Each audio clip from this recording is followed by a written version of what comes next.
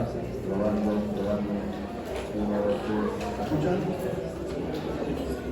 Fisiología, ¿no? Fisiología. Vamos bien.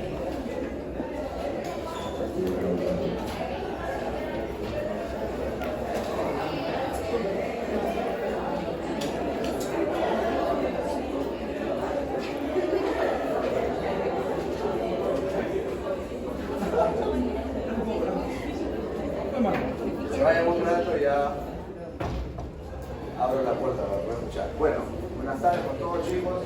Mi nombre es Alberto Córdoba Aguilar. Soy el doctor encargado de dictarles una parte también del capítulo de fisiología de la sangre. Vamos a hablar hoy día sobre el leucocito.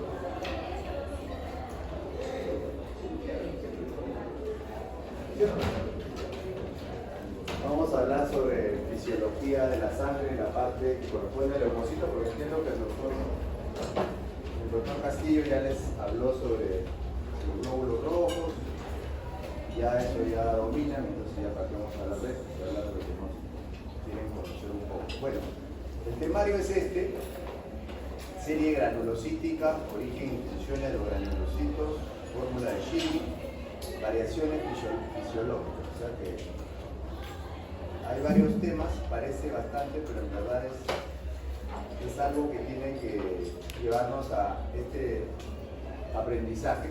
Vamos a tratar de conocer el origen y la función de los granulocitos y describir la fórmula de Schilling y sus respectivas variaciones fisiológicas. Por si acaso estos datos han salido del sílabo, o sea, no se han inventado, a veces que el profesor que quiere hablar de esto, que no habla de otra cosa. Bueno, para empezar, ¿quién es el delegado elegante de este grupo? ¿Kevin? ¿Sí? Siempre estás en su grupo, en el grupo, que lo han agarrado de ya, ayúdame entonces con la diapositiva.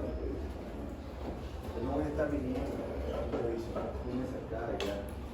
Después como eres el delegado, te paso la fila. Ya. Listo. Vamos. Empezamos. En cualquier momento pueden levantar la mano y pueden interrumpir. No hay ningún problema. Vamos acá todos para ver. Primero, respecto a los leucocitos, tenemos que recordar. ¿Ustedes llevan histología todavía? ¿Ya han llevado? Hay varios tipos de leucocitos, glóbulos blancos. Ustedes ya conocen su histología, podemos clasificarlos de acuerdo a su núcleo. Hay unos que tienen varios núcleos, entonces estos se llaman polimorfonucleares, o sea, las siglas PNN. Y también están los que tienen un solo núcleo, esos son los mononucleares, ¿cierto? Pero a su vez también se puede clasificar por aquellos que tengan granulaciones dentro de su citoplasma, ¿cierto? Aquellos que tienen granulaciones serán los granulocitos. Y aquellos que no tienen granulaciones, ¿cuáles son? Listo, ya está, me voy, ¿para qué más? Como ustedes ven ahí, dentro de los polimorfonucleares existen tres tipos importantes. Uno son los N, que son los trófilos, que son en su mayoría, como ven, más o menos 62% de todo el grueso que encontramos en la sangre periférica. Tenemos también los otros con la letra E, que son los eosinófilos, ¿no? Y tenemos con la letra D, que son los basófilos. Los basófilos son los menores, 0.4%, más o menos. No vamos a preguntar porcentaje porque varía entre libro y libro, pero más o menos esos porcentajes son los oficiales porque son extraídos del texto oficial que usamos para la fisiología, que es el correcto. Muy bien. Y ya recordando un poquito de histología, entonces ustedes pueden ver los basófilos, los neutrófilos se llaman neutrófilos, ¿por qué? Porque cuando se usan los colorantes quedan neutros, no tienen ningún color. Pero miren ustedes los basófilos, ¿qué color agarran? Color basófilo, ese es su compañero.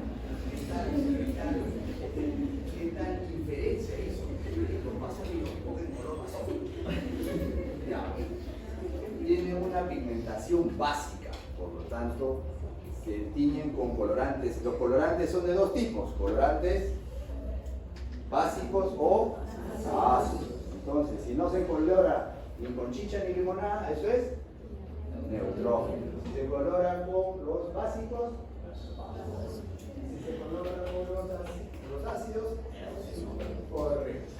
Un ácido importante, la eosina. ¿Cierto? Muy bien. Y luego tenemos los monocitos que están dentro de los mononucleares, y también tenemos con un solo núcleo a los linfocitos, sean linfocitos B o linfocitos T. ¿Ah? Y esos son el grueso de los mononucleares, más o menos 30% respecto a los monocitos. ¿De acuerdo?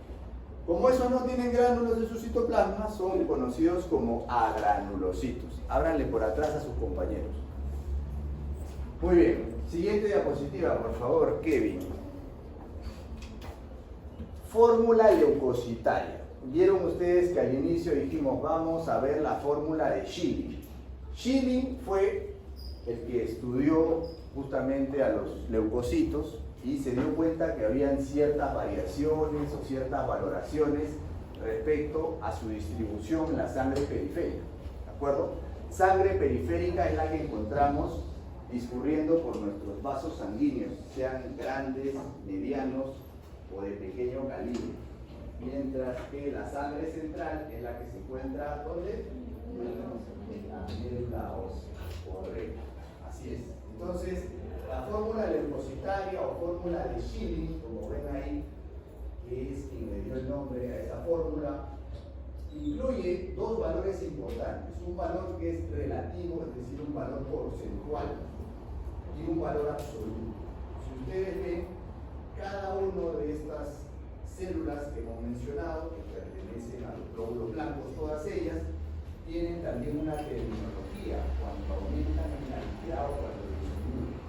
Si hablamos de los polimorfos nucleares, sean neutrófilos, eosinófilos o basófilos, si estos aumentan por encima del valor comprendido en el rango normal, se va a conocer con el término filia, ¿no es cierto?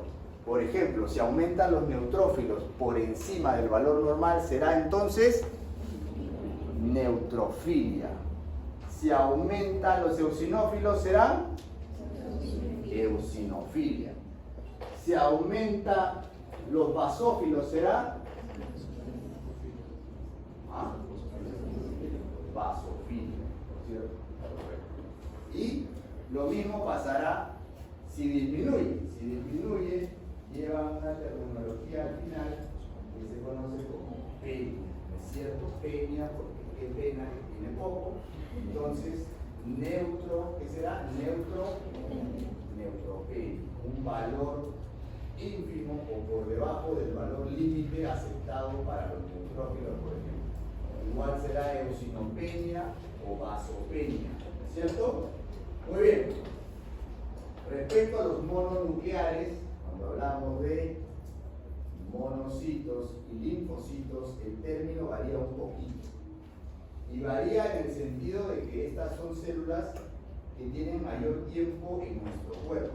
El tiempo de duración varía. Generalmente los polimorfos nucleares son los que mueren rápidamente, ¿cierto? Porque están en constante recambio. Más o menos se recambian los polimorfos nucleares 3 veces en el día. 3 veces en el día. A diferencia de los glóbulos rojos que tienen un tiempo de duración de ¿cuántos meses? 6 meses. ¿Cuánto es el tiempo de vida media de los glóbulos rojos? ¿Cuánto eso es en meses? Más o menos 4 meses. Muy bien. Entonces, para tener claro lo que estamos diciendo. Entonces, si aumentan los monocitos, eso se llamará ¿qué? Monocitosis, ¿no es cierto? Y si aumentan los linfocitos, será linfocitosis. Lo opuesto también puede pasar. Si bajan los monocitos, será monocitopenia o linfocitopenia. Algunos le dicen linfopenia también. Pueden ser usados. Pero normalmente esa es la terminología adecuada para poder hablar correctamente y poder leer bien los textos, por eso se los presento. Los neutrófilos entonces vienen a ser la suma de ¿qué? La suma de las células maduras más las células jóvenes. Las células maduras, ¿cuáles son? Los segmentados, los neutrófilos segmentados. Y las células jóvenes son los neutrófilos abastonados o neutrófilos juveniles o neutrófilos callados con Y, por si acaso, y también son conocidos como pastores. ¿Ya? Entonces, la suma de segmentados y abastonados o células jóvenes, entonces nos va a dar el valor total de los neutrófilos en la sangre periférica. ¿Por qué es importante? Porque debe ser proporcional. La mayor parte de los neutrófilos deben ser segmentados, la mayor parte. Y la menor cantidad, salvo raras excepciones, deben ser abastonados. ¿Por qué? Porque estos están involucrados en procesos inflamatorios, están involucrados en necesidades propias de la médula ósea para tratar de solucionar algún problema y por eso aumenta. La cifra nunca debe pasar de 10%. Menos de 10% siempre tiene que haber de células jóvenes, neutrófilos me refiero. Si eso está aumentado, profesor, ¿qué cosa es? Algún proceso inflamatorio en curso. Puede ser una sepsis, puede ser una infección, puede ser algo que está causando que pase eso. No es normal. ¿Ah? Muy bien. Siguiente diapositiva, por favor. Ya se fueron.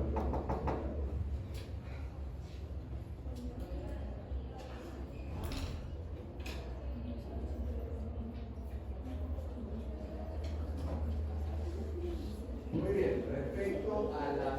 ¿Puedes abrir la ventana?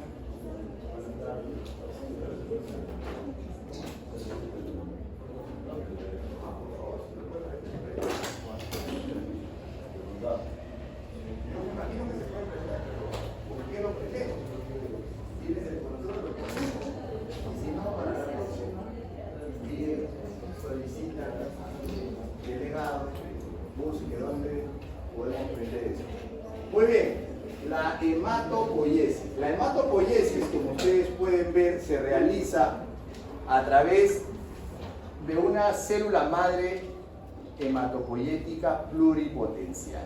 Las siglas son CMHP, célula madre hematopoyética pluripotencial.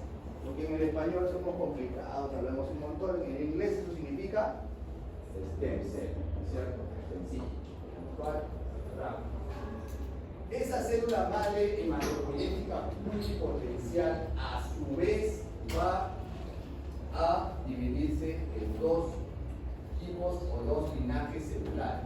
Uno es la unidad formadora de colonias de linfocitos y otro es la unidad formadora de colonias de células del vaso. La S es de spleen, del inglés, de spleen. ¿Ah? Esa unidad formadora de colonias de linfocitos finalmente continuará con una célula precursora que es el linfoblasto. Cada vez que escuchen el término blasto, significa que es joven, significa que es algo joven, algo nuevo.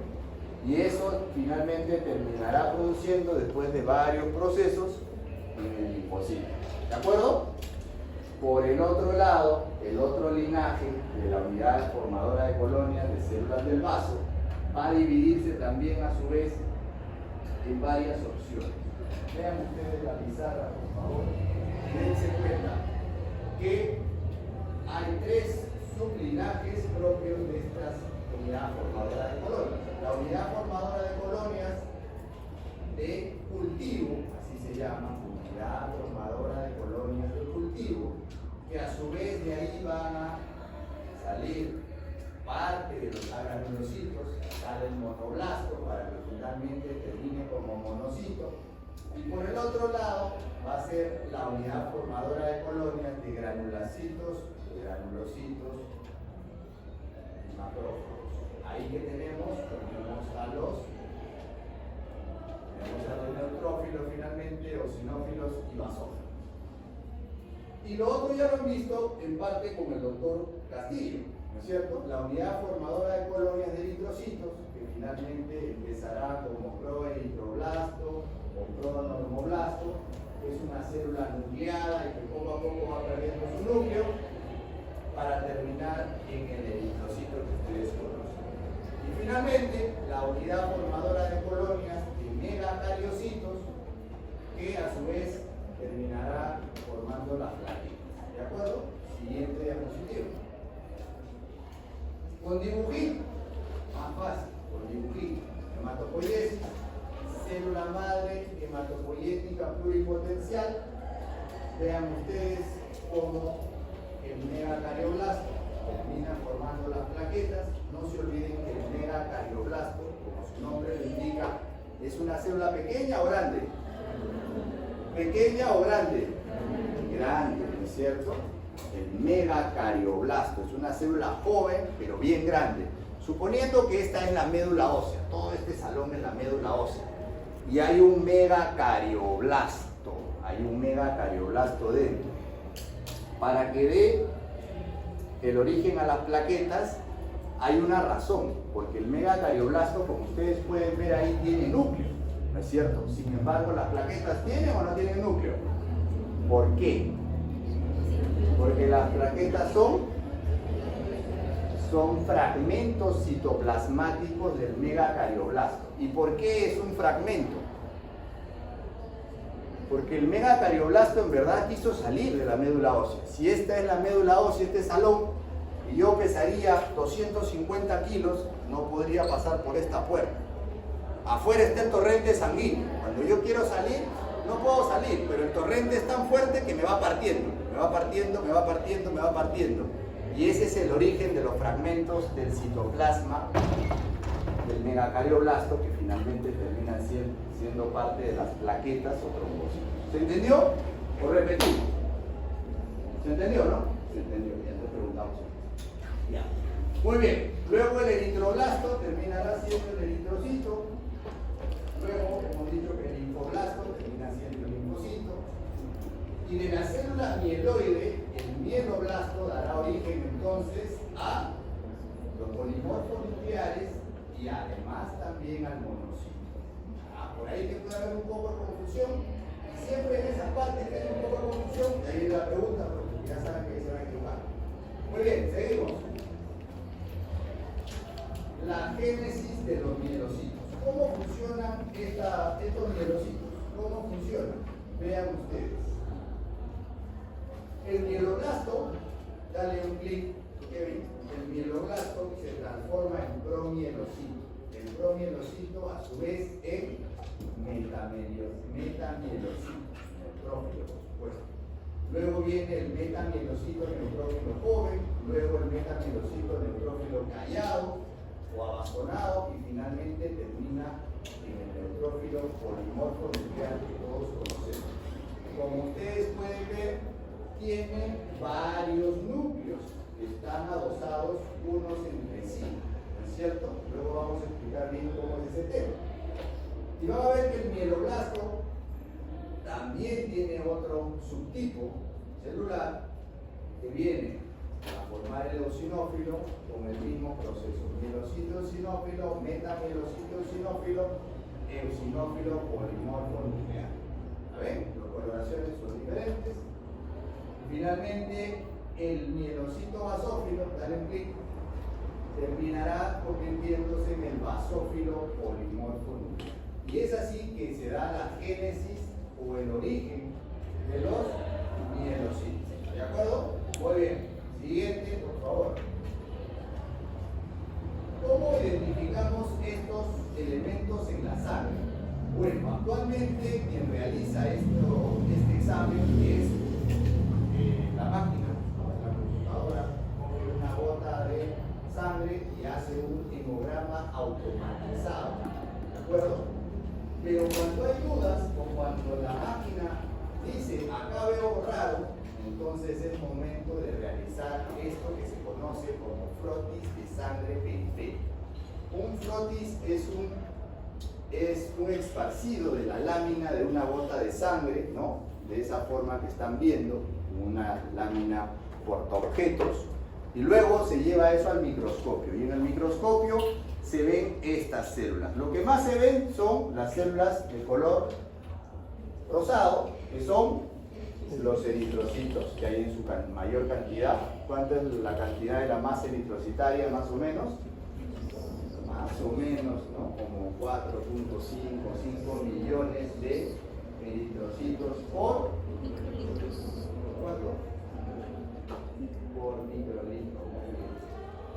Muy bien. Entonces, de la misma forma podemos identificar, luego de haber hecho las tinciones respectivas, podemos verificar que hay un basófilo, un eosinófilo, un monocito, un linfocito. Las plaquetas, miren cómo se ven muy pequeñas. Y el neutrófilo también se puede ver que es un neutrófilo joven, inmaduro, también conocido como banda. ¿Por qué? Porque a diferencia del neutrófilo que es maduro, el neutrófilo maduro está segmentado, tiene segmentos.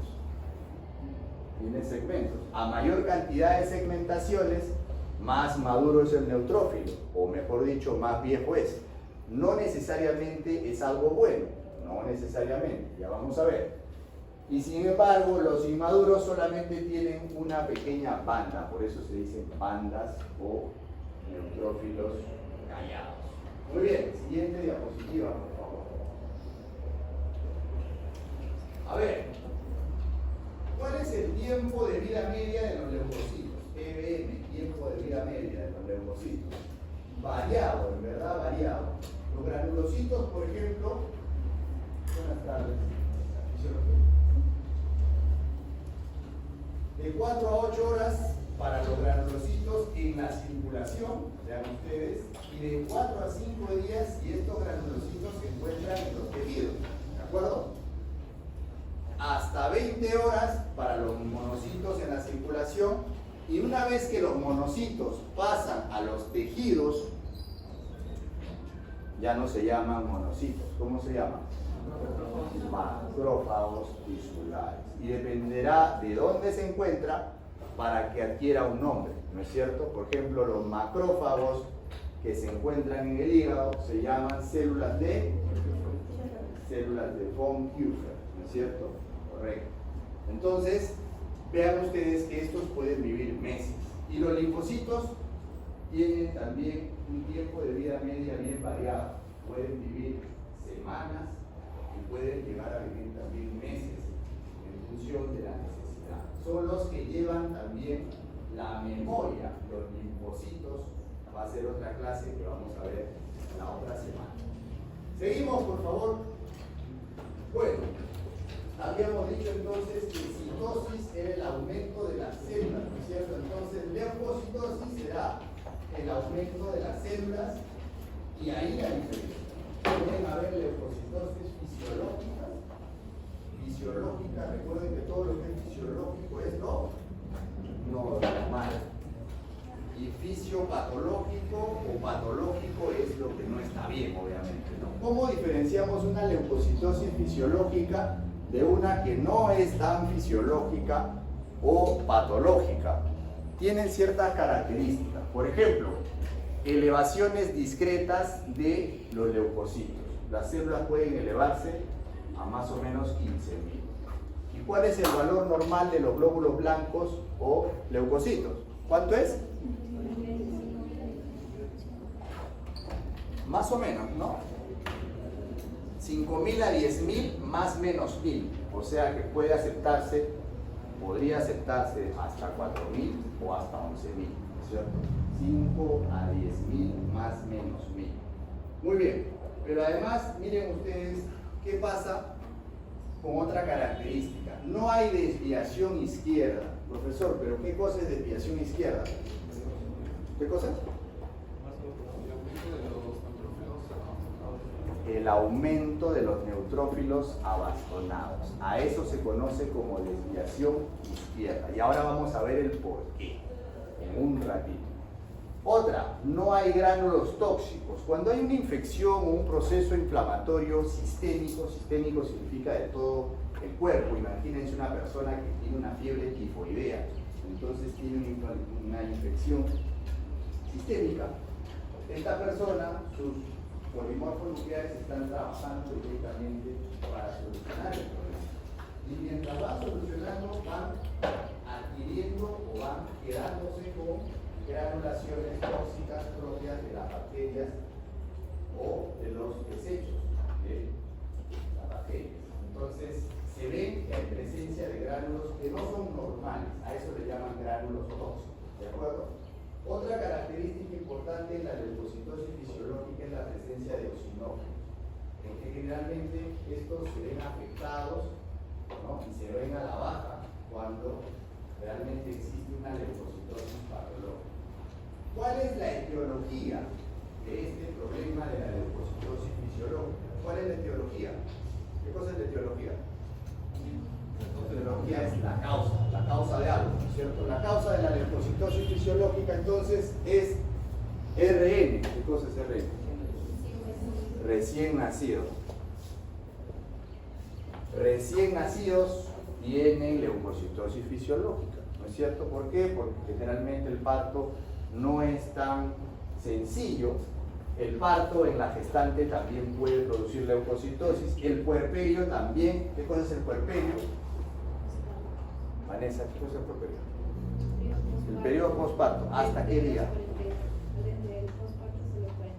Hasta los 42 días, ¿no? Desde que dio a luz la persona hasta los 42 días. ¿Profesor, puede ser 43? No, 42. Esfuerzo físico también es una causa de leucocitosis fisiológica. Las que más me gustan son miedo, llanto, emociones. Esas son buenas causas de leucocitosis fisiológica. Por ejemplo, un alumno está a puertas de dar su examen de fisiología del mago y entonces no ha estudiado bien. ¿Y qué creen que va a pasar? Les tomamos antes de dar el examen su muestra y ¿qué va a salir? Leucocitosis. Claro, si es un alumno preocupado, no sé si uno decide que no pasa nada. Listo. Altura.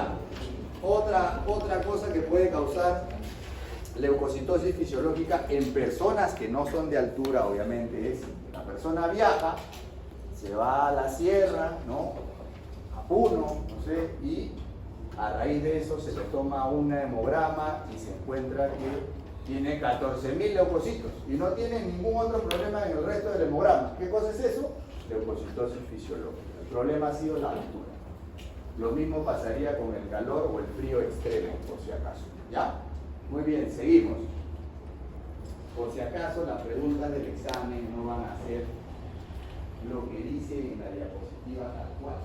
Se supone que después de haber hecho una lectura concienzuda de las diapositivas, tengo que inferir, tengo que aprender a inferir lo que nos están preguntando. Las respuestas están ahí, pero no está tal cual, ¿de acuerdo? O sea que hay que leer y volver a leer y preguntarse. Ustedes también sirven. Muy bien. El conteo de neutrófilos, ¿para qué nos sirve? El conteo de neutrófilos habíamos dicho que era la unión de los segmentados y los abastonados. ¿De acuerdo?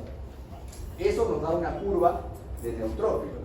Si ustedes ven en porcentaje, tenemos una curva, que es una curva como si fuera una campana, que nos dice lo normal. ¿De acuerdo? Lo normal es que los neutrófilos tengan normalmente más o menos 3 núcleos. A eso se le conoce como N3. N3. Todo lo que esté menos de N3, N2, N1 son considerados células inmaduras, o sea, neutrófilos inmaduras, o abastonados, o callados, o células jóvenes, ¿no? O bastones, como hemos estado diciendo. ¿De acuerdo? Y todo lo que esté por encima de N3, o sea, que tenga más de 3 núcleos, pasa también al otro tema. Así como hay desviación izquierda, también hay desviación derecha. Y todas tienen sus causas. Por ejemplo, la desviación izquierda con procesos inflamatorios generalizados. Ahí dice PIC, no vayan a pensar de chancho. Comió chancho, desviación izquierda. No, por eso, no viene a clase, solamente le pasan las diapositivas y está perdido en el examen. Otro, leucemias. ¿Qué son las leucemias? Ahora vamos a verlo en las siguientes diapositivas. También desviación derecha se puede dar ¿por qué? Por déficit. Generalmente se da en estados carenciales. Pero ¿cómo va a ser posible, profesor? Sí es posible, porque lo que quiere decir es que ese neutrófilo no se puede recambiar. Y como no se puede recambiar porque no hay cómo recambiarlo, empieza a hipersegmentarse. Eso pasa cuando hay déficit de vitamina B9, también conocido como ¿cómo qué? Ácido fólico, correcto. ¿Ya ven? Ponemos B9 ahí, pero en el examen viene ácido fólico. Así, o ponemos viceversa. Déficit de vitamina B12 o cianocobalamina. Como hemos puesto B12, ponemos cianocobalamina. Ahí está, no vino a la teoría, ya está frito. Muy bien, seguimos.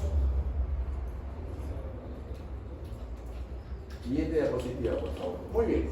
¿Qué pasa con los neutrófilos y con los macrófagos? Los neutrófilos, como ustedes pueden leer, son células maduras que responden inmediatamente a la infección. Están ávidos por ir a solucionar problemas en general, ¿no? Generalmente problemas de infección. Los monocitos maduros son los macrófagos, pero ambos exhiben motilidad. Y esa motilidad, ese movimiento, se da mediante diferentes tipos de movimiento. Por ejemplo, uno es mediante diapédesis, no diapedesis, sino diapédesis. Cuando hacemos la traducción al español o al castellano es diapédesis. ¿Qué cosa es la diapédesis? ¿Qué cosa es? ¿Ah? Dilo sin roche. Entrada al tejido. Sí o sí es la entrada al tejido, pero es el rodamiento celular. O sea, empieza a rodar la célula. ¿Cómo va a rodar? ¿Cómo va a entrar? Ahora vamos a ver. Movimiento ameboide. ¿Cómo podría ser un movimiento ameboide? Empieza a avanzar una proyección de la célula, ¿no? Como las amebas, ¿no? Una proyección de la célula. Esa proyección se llama pseudópodo, ¿cierto? Y empieza a avanzar así, son opciones. Pueden ejercer quimiotaxis. ¿Quimiotaxis qué cosa es? La quimiotaxis es la tracción, ¿no? ¿Ah? Así es, quimiotaxis es la atracción, es algo que atrae, ¿no es cierto? Siempre hay una amiga que es una quimiotáctica, ¿no? Atrae, algo atrae, ¿no es cierto? Así es. Sustancias quimiotácticas, ¿qué son? Las sustancias que atraen, ¿no es cierto? Producto de degradación de tejidos inflamados. O sea, en otras palabras, todo el neutrófilo tiene gran quimiotaxis, tiene gran capacidad o gran atracción por la cochinada. O sea, ya saben que ustedes no quiero escuchar, oh, el neutrófilo. No quiero escucharlos así, ya. Bueno, no contexto, de repente. Entonces, porque es producto de ¿qué le llama la atención? Mira, los productos de las bacterias, ¿no? Los productos de los desechos tóxicos, fragmentos de complementos, todo la cochinada, ¿no? Le llama la atención y sigue ahí el neutrófilo. Es una sustancia quimiotáctica. Muy bien, seguimos. Ahí está. ¿Cómo es el movimiento de los leucocitos? Ahí ven un polimorfo nuclear que está avanzando hacia una zona, es una fuente quimiotáctica, ¿no? Una fuente de quimiotaxia, dice. Si acaso esa imagen es del baño. Entonces, lo que va a pasar es que alguien le tiene que dar paso para que eso pueda pasar. ¿Y quién le va a dar paso? Ahí hay unas células de revestimiento o unas células que conforman el tejido del vaso sanguíneo. ¿Cómo se llaman esas células? Las células endoteliales, ¿no? Pero mira la célula, ¿qué es lo que hace para dejar pasar al leucocito? ¿Qué hace? ¿Ah? Se separan, ¿no es cierto? Para que la infección responda más rápido o aumente la cantidad que Ahí está, se separan, ¿no? Entonces esa separación que dice su compañero, vamos a decirlo de una mejor forma, aumenta la permeabilidad. ¿no es cierto? Está impermeable y entonces hay una inflamación o hay algo. Dame espacio, amigo, dame una oportunidad, dame giro, lo que quieras, pero ya, aumenta, abre y se pasa. Correcto. ¿Se pega primero a dónde? Se pega al borde, y eso ¿qué cosa es? Cuando te pegas al borde, ¿eso qué se llama? Te estás pegando al margen, pues, te estás pegando al margen, la marginación. Vive en los barrios marginales, dice, los barrios marginales, al borde, pues, ¿no? Casi ya saliendo para el otro lado. Así es. Y luego empieza la diapéresis. La diapéresis, ¿cómo es? Miren cómo se mueve, ¿no? Y se va a la fuente de la quimiotaxia. ¿Cómo hace eso? Por un movimiento de rodamiento. ¿No? El neutrófilo es bravo. Si una quimba y ¡pam! Se mete de frente. Y salen todos listos para ello. Muy bien, siguiente diapositiva. Fagocitosis. ¿Qué cosa es la fagocitosis? Ustedes ya han llevado varios cursos. Biología, física, todo. Fagocitosis, ¿qué cosa es? Solo para recordarles, ya ustedes lo saben, ingestión celular de algún agente ofensivo, ¿no? Alguna noxa o agente ofensivo. Correcto. ¿Y qué va a pasar con esta fagocitosis? Es la función más importante, como dice ahí, de los neutrófilos y los macrófagos, la fagocitosis. Así es. Así es. Es otra buena chapa también para algunos. El fagocítico, la fagocítica también. Función más importante, la fagocitosis. Los fagocitos distinguen ¿qué cosa? Partículas extrañas de los tejidos propios. Esto sí es bien importante. Es bien importante porque si se equivocan, se pueden comer el mismo tejido, se pueden comer el propio tejido. Por eso es que de alguna forma tiene que haber una manera de que estos sean sustancias fagocitables o que se les facilite el proceso de la fagocitosis. ¿Correcto? Buenas tardes. ¿Cómo se? Tienen que estar marcados. Así es, como dice su compañero, tienen que estar marcados, lo marca, ¿no es cierto? Lo marca, ¿no es cierto? Profesor, ¿cómo es eso que lo marca? Lo marca, pues tiene que marcarlo de alguna forma, ¿no es cierto? Como eso lo marca. Va al banco, saca su plata, luego al toque, a las 2 cuadras, te atracan, ¿no es cierto? ¿Qué pasó? Te marcaron, ¿no es cierto? Lo mismo. Entonces acá dice, no se vayan a equivocar, no vaya a ser que se vayan a comer un pedazo del intestino o algo, no la vayan a guanear. Entonces, para que no pase eso, ¿qué cosa hay que hacer? Hay que marcarlo. Listo. ¿Cómo lo marcamos? Hay características para hacer esa marcación. Por ejemplo, una opción es esa, marcarlo con un anticuerpo del complemento. El complemento es un sistema que vamos a hablar en la siguiente clase, pero que se adosa una sustancia y se pega. Y ya fue, a donde se pegó la sustancia de complemento, ahí va el macrófago y ¡pah! De frente, ¿no es cierto? Fagocitosis. Correcto, pasa. Pero otra opción es darnos cuenta de las características, ¿no es cierto? Darnos cuenta de las características. Yo me doy cuenta que va a ser el doctor el que va a venir a clase.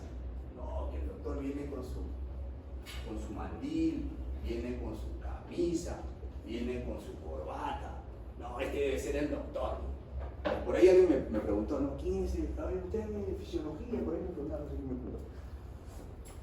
Le pareció que era el profesor. Pero si hubiera venido con mi short, con mis slaps, ¿no? Hubiera venido con mi polo, entonces, no, este es chorro. Claro, no, este es sambo chorro, ha venido acá, mejor me quito, mejor me corto, ¿no es cierto? Por eso que el médico no solamente debe ser, sino también debe parecer. Correcto. Entonces eso va para todos los que ahorita en los primeros ciclos están queriendo tener otro tipo de conducta, pero que en el camino se van arreglando, ¿no es cierto? Cuando no se arreglan es fácil, pues terminan cambiando de carrera, van para psicología, para entenderse. Muy bien. ¿Cómo son los objetivos fagocíticos apropiados? Miren ustedes. Superficies ásperas. ¿Por qué?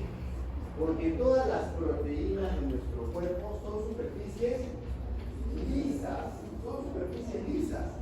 Entonces, si ven por ahí algo que es rugoso,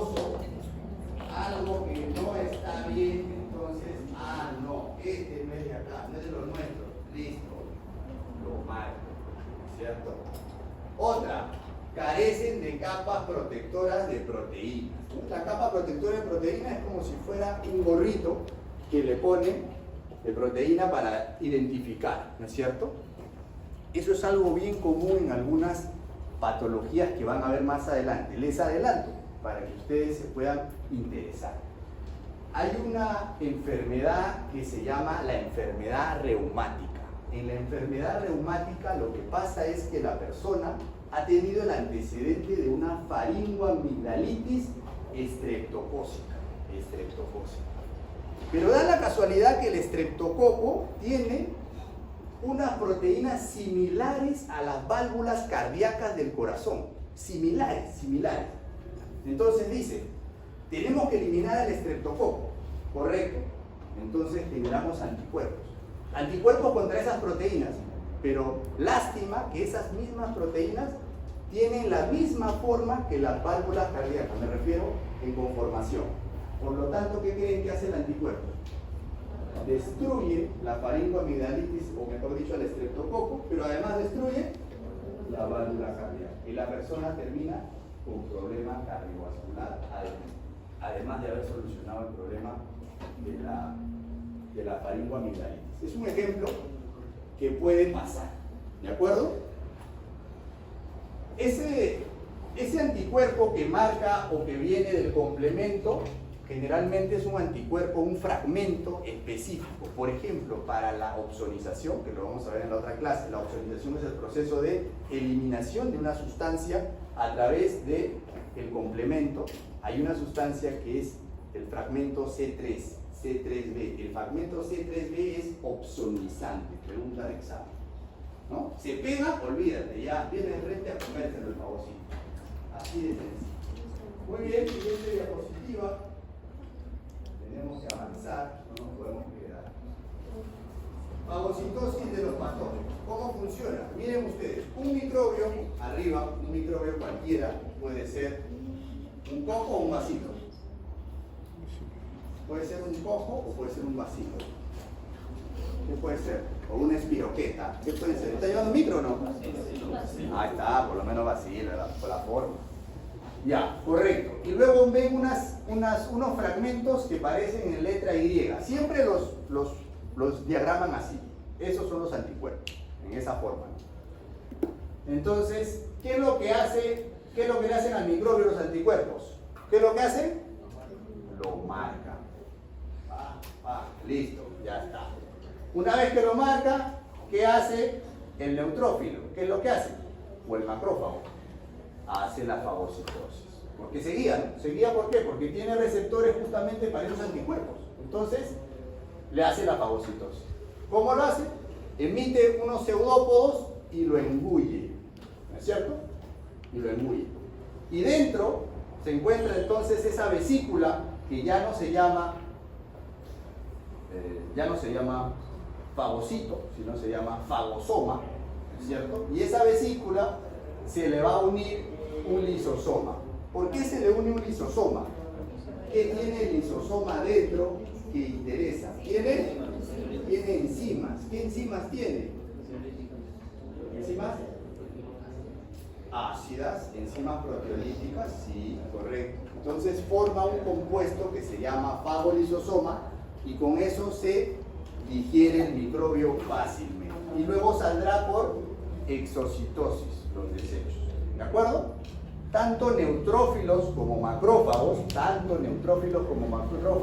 contienen muchos lisosomas y con muchas proteínas proteolíticas, con muchas. Pero, además, los macrófagos contienen lipasas. ¿Por qué lipasas? Porque les da una característica especial. ¿Qué pueden hacer con las lipasas los macrófagos?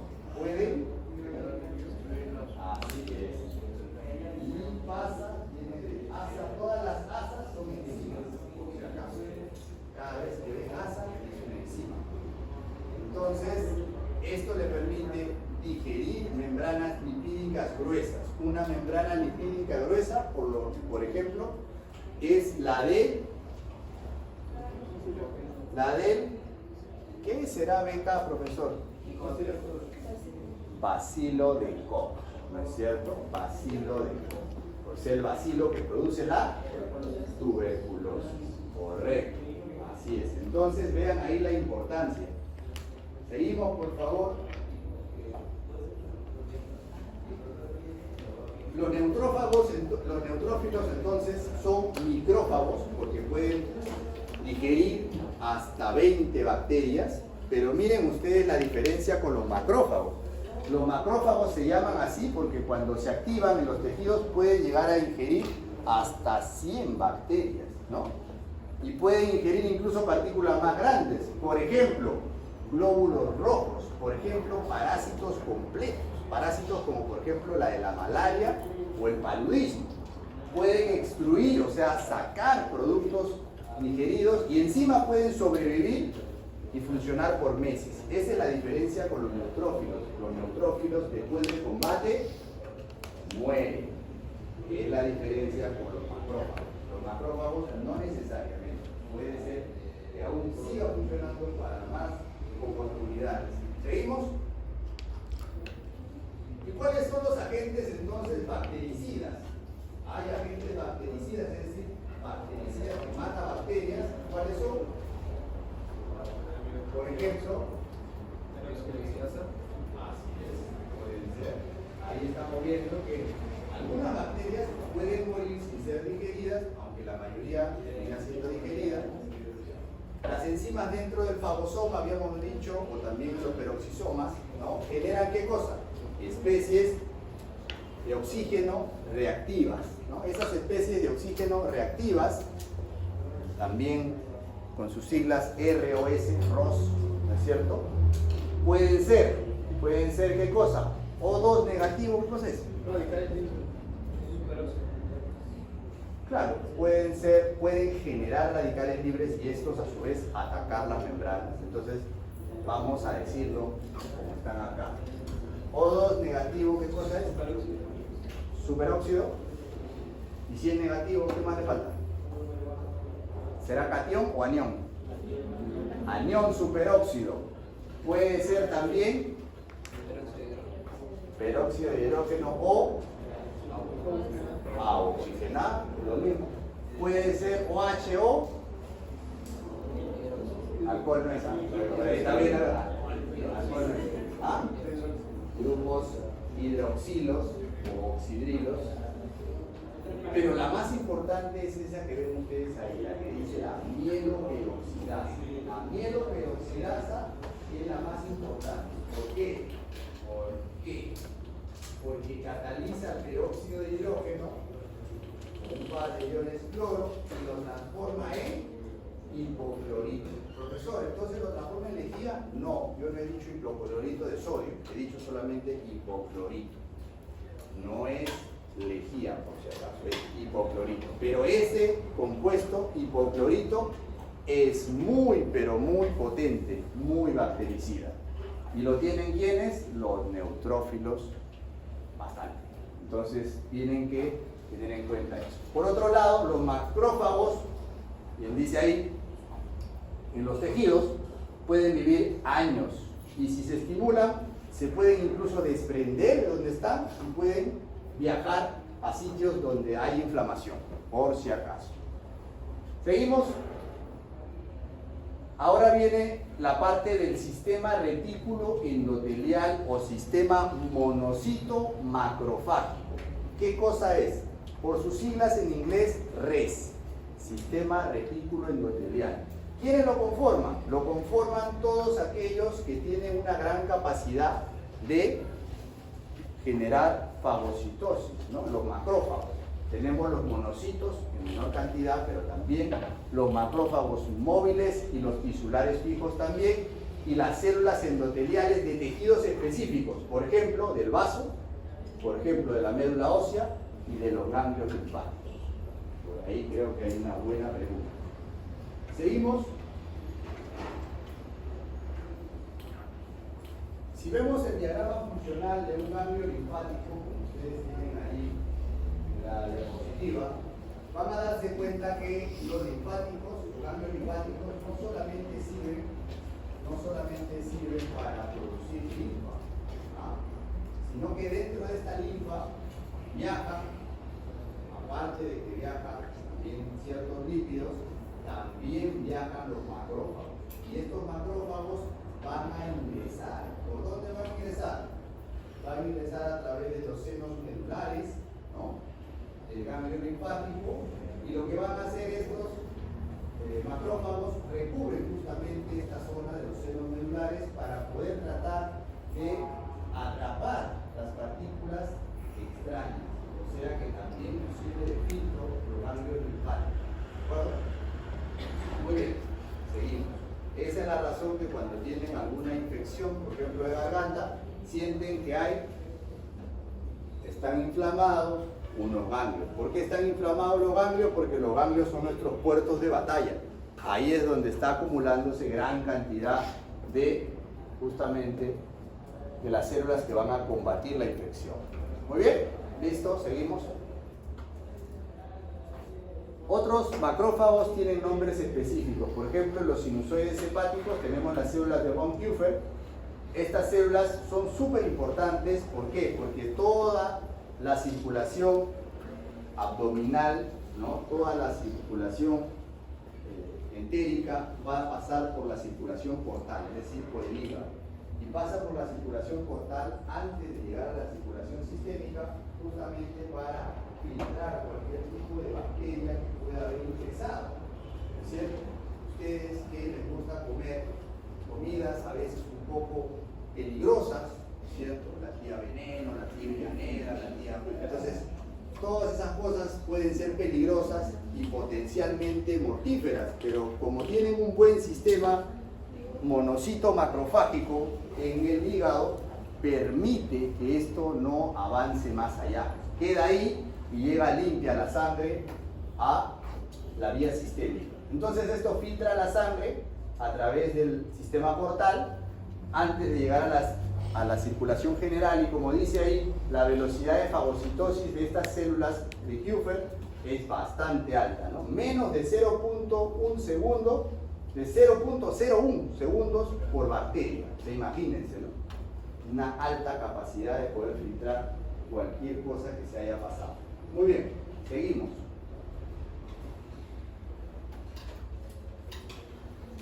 Si vemos ese diagrama, ese esquema es sobre la estructura funcional de una parte del vaso. El vaso, por si acaso, les recuerdo que es el órgano hemocaterético por excelencia. El órgano hemocaterético principal es el encargado de destruir las células rojas, ¿no? Las células sanguíneas, ¿no?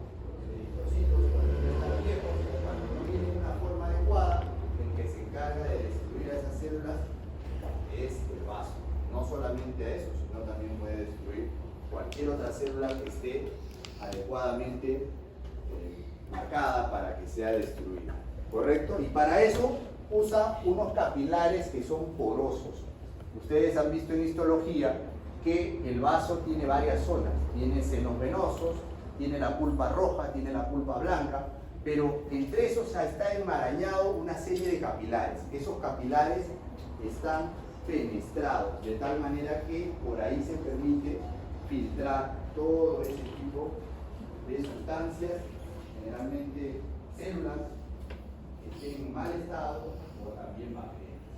Profesor, ¿y cómo hacen las personas que no tienen vaso, por alguna razón les han quitado el vaso? A eso se llaman esplenectomizados, y esas personas pueden usar o hacer uso de los otros sistemas que les quedan. ¿Qué les queda?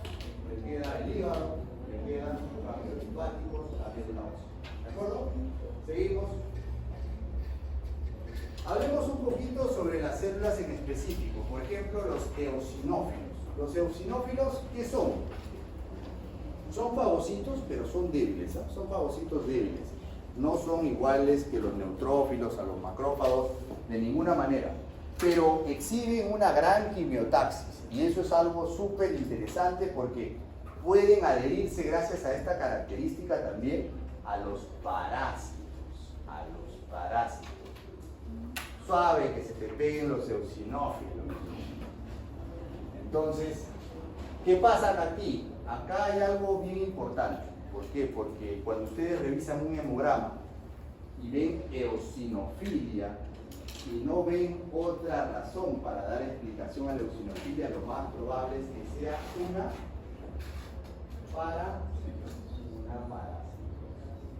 Solamente haciendo uso del hemograma y viendo el antecedente podemos darnos cuenta de que puede ser una parasitosis. Y la parasitosis en nuestro medio son una causa importante de anemia, por si acaso, sobre todo en los más pequeños. Estas sustancias que tienen los eosinófilos que pueden liberar son diversas, pero por ejemplo tienen hidrolasas, tienen especies reactivas de oxígeno, lo que habíamos visto hace un rato, ¿no? Tienen una que se llama proteína básica mayor y se acumulan estos en tejidos afectados también por las alergias, o sea, tiene también relación con las alergias.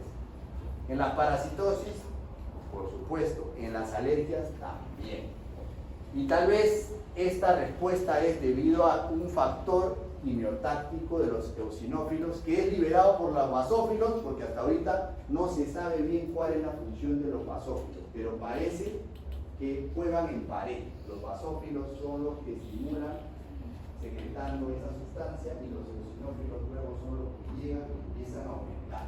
Están más relacionados estos basófilos con los procesos alérgicos.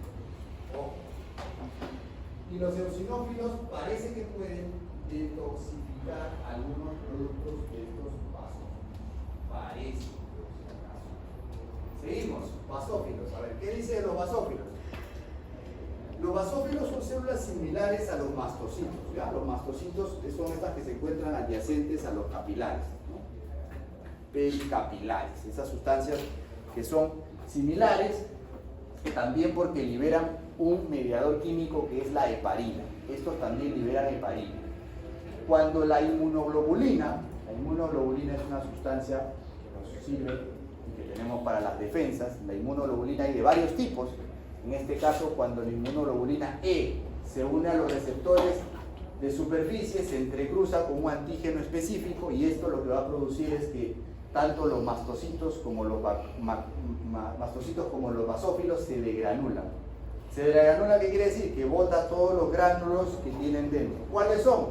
Varios. Por ejemplo, histamina, bradiquinina, serotonina, heparina, leucotrienos y otras enzimas lisosomales. O sea, varias cosas que nos pueden servir y a veces en exceso también nos pueden hacer daño. Muy bien, siguiente. Leucopenia. ¿Qué cosa es la leucopenia? Penia decíamos que es la disminución de algo, ¿no? Leucopenia y el poco. Leucopenia, pocos glóbulos blancos, y esto se debe por la disminución, la producción de células blancas por parte de la médula ósea. La causa o la etiología, que es lo mismo, es bien variada, pero generalmente esto se debe a irradiación. Por ejemplo, la gente que recibe radiación para solucionar un tema de cáncer, ¿no? Y finalmente termina con leucopenia. Algunas toxinas químicas, algunos medicamentos, por ejemplo, antiguamente se usaba mucho el cloramfenicol, un medicamento que se usaba como antibiótico, pero luego se dieron cuenta que este causaba mucha aplasia medular. A significa sin plasia, sin producción en la médula, disminuía muchísimo la producción de elementos formes, por lo tanto se dieron cuenta que mejor era no tomarlo en consideración de primera línea. Todavía se usa, no nos hace mucho daño a nosotros los peruanos, que somos una mezcla, ¿no? Que no tiene de inca, tiene de mandinga, pero en otras sociedades, por ejemplo en Estados Unidos, está prohibido el uso de cloramfenicol, ¿cierto? Porque ha causado muchos problemas. Muy bien. Además, generalmente los precursores de la médula ósea, es decir, mieloblastos y hemocitoblastos, lo que hemos visto, pueden reconstituir los recuerdos sanguíneos normales en semanas, con el apoyo adecuado. ¿Cuál es el apoyo adecuado? Bueno, el sistema tiene que ayudar dándole un correcto cuidado. ¿Por qué? Porque el paciente tiene riesgo aumentado de qué? De infecciones. Si se infecta, hay mucho riesgo de que la persona se vaya, ¿no es cierto? La persona se va. ¿Con quién se va? Con San Pedro. Ya, seguimos. Leucemia. ¿Qué cosa es la leucemia? La leucemia no es algo fisiológico, evidentemente, pero como hemos mencionado varias veces, la diferencia, ¿no? Para entender lo normal de lo anormal, entendamos que la leucemia es algo relacionado con el aumento de la producción descontrolada de glóbulos blancos anormal. Son glóbulos blancos que definitivamente no tienen las mismas características. Y esto se debe generalmente a una mutación genética. Ojo con esto, se debe a una mutación. Son células clonales, así se especifica por el linaje, y a menudo son inmaduras. Es decir, si hacemos un frontis de sangre periférica, vamos a encontrar que las células que han aumentado, en general, hay una desviación izquierda, sí, correcto, pero relacionado con células bastante jóvenes o células que normalmente no deberíamos ver en sangre periférica. Por ejemplo, un metamielocito, un promielocito, son células que no se deberían ver en sangre periférica, ¿correcto? Muy bien. Y estas leucemias pueden ser de diferentes formas, pueden ser clasificadas como linfocíticas o mielogénicas, también se puede clasificar como agudas o crónicas. Crónicas porque a veces van a durar hasta 20 años las personas con este problema. ¿Ya? Seguimos.